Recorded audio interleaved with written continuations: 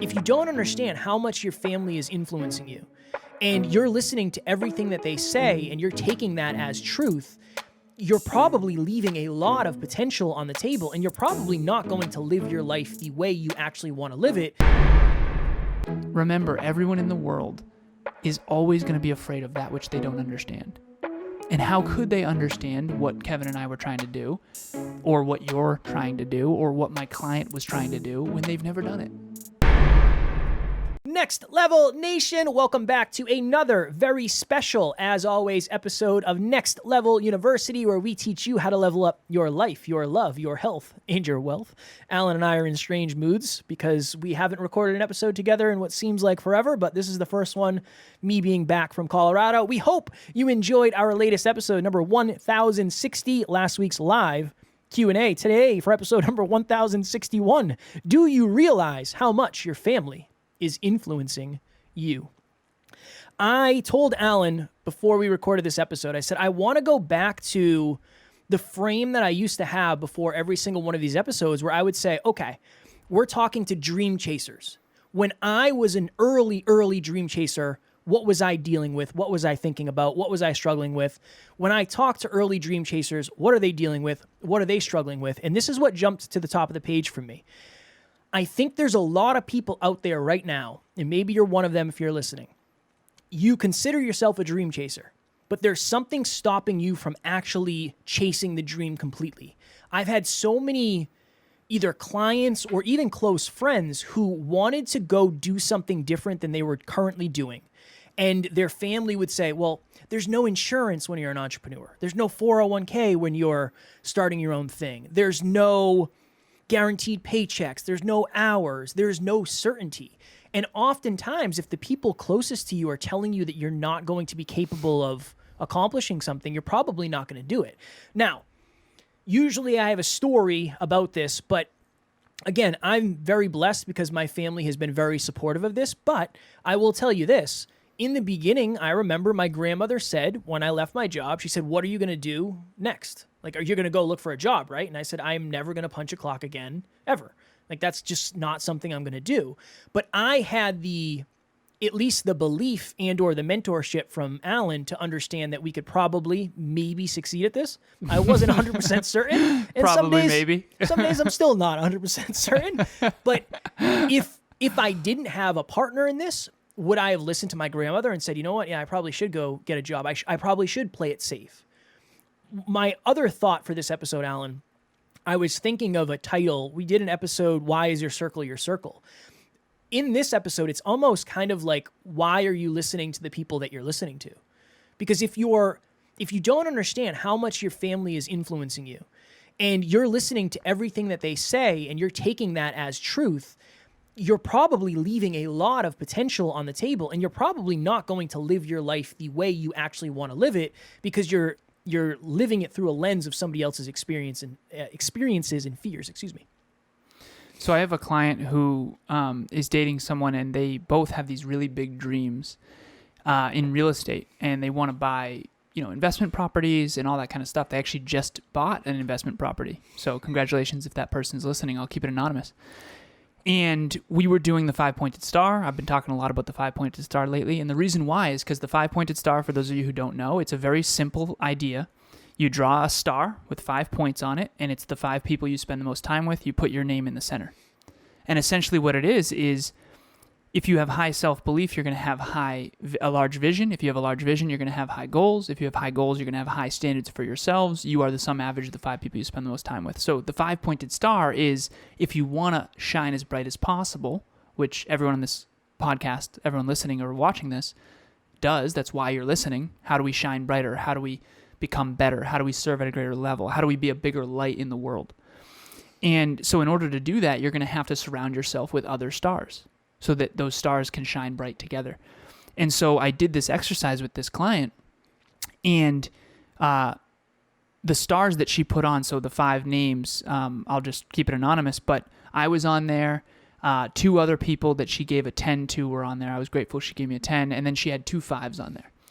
And one of the 5s was her partner, But she said, no, but the thing is he's actually a star too. He's just surrounded right now by a lot of people. He's in a job that is not necessarily growth-oriented people. And I know this person, and I agree. This person and I have connected on the compound effect, and he loves the compound effect. And so that alone is enough to help me understand that he's going to climb out of whatever that is. And so we were talking recently about all these aspirations, and they want to buy rental properties, and they want to do these things all over the world, and they're on their path to that. This client is doing very, very well, and she's grown so much since I met her 2 years ago. And so anyways, we were talking recently last week, and they had just bought, like I said, their rental property, and she said it's so interesting because her partner's family had warned them about all the fears of being a landlord and how it's going to be so hard and how you shouldn't do it, and again, just injecting fear. And the thing is, being a landlord is probably really hard, so I understand why those fears are there. And that's the thing. There's some truth to these fears. That's the problem. Your grandma was right. There is no 401k at the beginning of NLU or Hyperconscious Podcast. That's correct. Your grandmother was right. There was no safety net in the beginning when your car wasn't working and the engine was essing the bed, right? Essing the bed. Trying to keep it a clean podcast here. But anyways, so there's some validity to these fears, but there's also a lot of validity to the fact that it's totally doable. And so speaking back to this client, it's like, they are going to crush it, man. Now, will there be challenges? Will being a landlord throw stuff at you you're not expecting? Will you end up losing some money sometimes? But on the aggregate, on the high end, Kev, I know you posted this today, you said growth is not linear, it's up and down. And I agree. It's up and down and up and down and up and down. But the trend line is up over the long term. And Kevin and I talk about this all the time. It's not about being the best. It's about bettering your best. And so, this client and her partner 5 years from now are going to have a ton of properties. They're going to have a ton of revenue. They're going to have their dream lifestyle. And I have a very high degree of certainty of that because this person's amazing and super hardworking. And I'm helping her with the coaching as well. And she has 2 other amazing coaches, by the way. So she has 3 coaches. I mean, unbelievable. Super into personal development. So 5 years from now, because she didn't listen to her partner's parents or the naysayers, she's going to have the life of her dreams. And I've seen this time and time and time again, Kev, and it all comes down to this. Even at the beginning of my journey, there are people in my family who thought that what I was doing was very unintelligent. Why would you ever leave a job making that much money? That's what I kept hearing. Why would you ever leave a job making that much money? Alan, you have the life everyone else dreams of. Why would you ever leave a job making that much money? The truth of the matter is that in hindsight, it's very clear to me, I had to risk 65 to make 85. I had to risk 85 to make 105. I had to risk 105 to make 125. And I had to risk 125 to make nearly 200,000. And every single one of those was a risk. I had to switch companies. And then at the tail end, when I went from 105 to 125, I got promoted. But it was really difficult to lean into that promotion. It's not like my job got easier. My job got way harder. And then after that, I got promoted and my job got even harder. So I went from inside sales to outside sales to a bigger territory, more responsibility, more opportunity to fail, right? Less safety net, less people watching my back. I'm responsible for the revenue of this whole territory, right? So you just got to understand that the people who were saying, why would you ever leave a job making that much money, don't understand that all the steps I took prior from 65 to 85, 85 to 105, I had to risk all that in order to get to where I am. And Kevin and I had to make this big risk to get to where we are now. And it took us 5 years to get to the place where we both exceeded the amount of revenue that we used to make. And now, 2, 5, 10 years from now, it won't even be close. So I think a lot of it is predicated on fear and low awareness. Remember, everyone in the world is always going to be afraid of that which they don't understand. And how could they understand what Kevin and I were trying to do, or what you're trying to do, or what my client was trying to do when they've never done it? Hello everyone at G6, my name is Roberta. I'm glad to be connected with all of you. We had a wonderful last few months encouraging each other, keeping each other accountable, especially Lynn. Thank you very much for being there. And it's been an amazing journey. One thing I wanted to highlight, what it was done for me is it has helped me to reprioritize. I think I was suffering from people pleasing, and especially with this online space, everybody just coming to sell you whatever they are selling and their group and their funnels, whatever it is. And in being nice, there's a lot of time I wasted on things that are not in alignment with what I want to do with my life. I wasted so much time, and this accepting friend requests of people who are not in alignment with what you're doing, because we live in a world where everybody asks you how many followers you have, and they think that's where the value comes from. I am done with that. I'm rejecting friend requests and group requests that are not in alignment with whatever I'm pursuing. So this has been a life changer for me, because I realized how much time I wasted not being productive, but just because I'm being nice to people, and I'm done doing that. Because I've learned to prioritize things that help me become a better person. If someday in the future, 5-10 years from now, I want to pursue those things they were selling, and I respect the hustle, I may go back to those things. But right now, whatever it is I'm doing, I am not accepting any invite, anything that is not in alignment with my purpose and my mission right now. And I realized, as I said, how much time I had wasted. I thought I needed time management classes just to keep up, but it just was not for me. And it's been surreal, actually. Even when they message me and they try to be nice, I know all of those scripted sales pitches, and they try to be nice to you and say, we will help and with this and with that. I told one guy actually on the message, I said, I'm sorry, I hear what you're saying, but no, this is not for me, but thank you very much for reaching out, which I would have not done in the past. So this has been a game changer for me. Thank you very much for the group coaching. It's been an eye-opener, and I hope everyone's journey continues to rise. I think risk is personal. Because what is a risk to you might not be a risk to somebody else, or a risk that they're willing to take, and vice versa. Maybe, and I think this is what separates a dream chaser from somebody who doesn't want to chase dreams, and they're happy with certainty. That's what they want. I want a paycheck. I want a schedule. I want certainty. I want all those things. That's fine. I don't have anything against that. But I think what separates it is that is more of a risk for me to go live that life than for me to chase my dreams. I'd rather risk it all and fail than succeed at that again. Yeah, man. Right? And I think that's where it's like, when people give you advice, they're only thinking from their place of risk, of like, well, if I left my job and went all in and I failed, everything would crumble around me.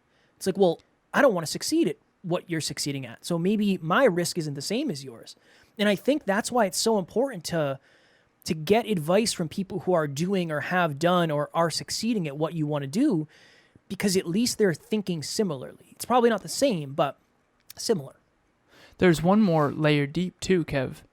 Not only are they thinking from their frame of risk, they're also thinking from their frame of what they think your life would be like. Yeah. So, for example, when I was making all that money in corporate America, they were thinking to themselves, I would never leave a job making that much money. But that's because they don't know what it's like. They probably assume it's better than it really is. And I'll tell this story very briefly. Kevin and I, we were in Colorado. How are we doing on time, by the way? I got like Another 5 minutes. Okay. Kevin and I went to an event in Colorado. Beautiful, beautiful event. You've probably heard about it unless you're a new listener. And one of our mentors flew us out there. I shouldn't say flew us out there. We flew out there, but he invited us to this event. It was magnificent, awesome, awesome event. And there was one person there who was speaking who was big in TV. She had won an Emmy or a Grammy. Emmy. Grammy is music, right? Yeah, I think so. Emmy. Yeah, Emmy. And I remember I always ask this question. Kevin's heard me ask this to people all over the world. What's one thing in your industry that I wouldn't understand as a common citizen if I wasn't in your industry? I ask people this. Yeah, I don't think I usually frame it that way, but it's That's that sort of question. In other words, yeah, common citizen. What's one thing about TV that I wouldn't know? And she said, Alan, it's not glamorous. See, it's glamorous. It's not nearly as glamorous as people think, essentially, is what she's saying. It's actually a lot of hard work, and it's really not glamorous. And we also have had some mentors in show business that have shared that same sort of insight, a director and then a producer as well. But the point here is that we assume being on TV would be the coolest thing ever. It would be so awesome. And so, I'd never quit TV. I would never quit a job in TV. It's like you don't really know what it's like to be in TV. Yep. So you probably would if you realized how difficult it was, right? And so I think not only are you assessing other people's decision-making paradigm from your own frame of reference and your own risk tolerance, but you're also presupposing that you know what it would be like to make all that money or to be in that industry or whatever it is. So for the listeners that are dream chasers out there, like why you might be listening to the wrong people, particularly your family, remember, they have a lot of influence over you. And this will be an interesting analogy. It's like Emilia has much more influence over our little dog Tucker than I do. And my influence is growing with him because my relationship is growing with him. But the reason why is because she's been taking care of him ever since he was a little baby. And he does this thing, we call it Tucker towel. So after he takes a Tucker tubby, we do Tucker towel. So essentially what it is it's kind of like imagine a bullfight, but not violent. And you just pull the towel up and he runs into it and just gets all dried off. And I remember asking her, like, why does he always do this? And she's like, I did it with him ever since he was a baby. And so the reason I'm saying this is that we got conditioned from a very young age to listen to our family. Because when we were young, we needed to listen to somebody, and they had way more awareness than we did back then. And so maybe your family doesn't have as high awareness as you in this particular field or this particular realm, but they still have the same influence over you that they used to because they used to have higher awareness when you were a kid. Fire. I'm glad we did this one. I think this is an important one. Family's definitely one of the biggest bottlenecks in everything. And I mean, not just dream chasing, but just in general. To your point, Alan, our families influence us at a very deep level, way deeper than I think most of us realize. And until you start digging and unconditioning and reflecting, then it starts to make a little bit more sense. Next Level Nation, as you have heard me talking about recently, we did a live event in March. I think it was March 27th called Next Level Live. And since a lot of our amazing community is either outside of the country or they couldn't come because of COVID or maybe financially it didn't make sense, we took the entire live event and we have repurposed it as an online course. So if you go to our website, you can find it. It's only $47. It is a bargain. Again, our goal is to add as much value as possible. We don't think of, okay, how much should we charge so we can make as much money? We want as many people to see this as possible, but we also do have to make a profit on it as well. So $47, and it's like a 4-hour course. It is like $10 an hour. Pretty good. The amount of revenue that we invested into making that event as valuable as possible is way more, about 1,000 times. Yeah, we lost money. About 1,000 times more than $47. So you can crunch the numbers on that. No, 100 times?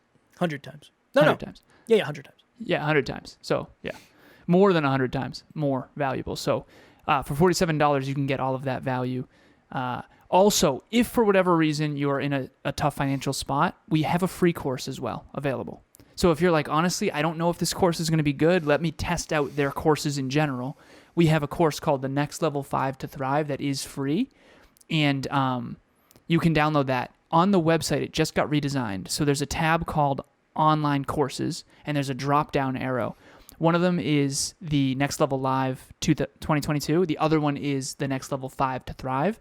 So click on that one. That one's free. Check that out. And then if you want more, you can buy the $47 one. Strong work, my friend. I have to go because I am on another podcast. Next Level Nation, as always, we love you. We appreciate you. Grateful for each and every one of you. Shout out to all the new listeners. We had a bunch of listens over the last week, so we appreciate you all very, very much. And maybe it's your first time hearing this, but at NLU, we do not have fans. We have family. We will talk to you all tomorrow. Please reach out.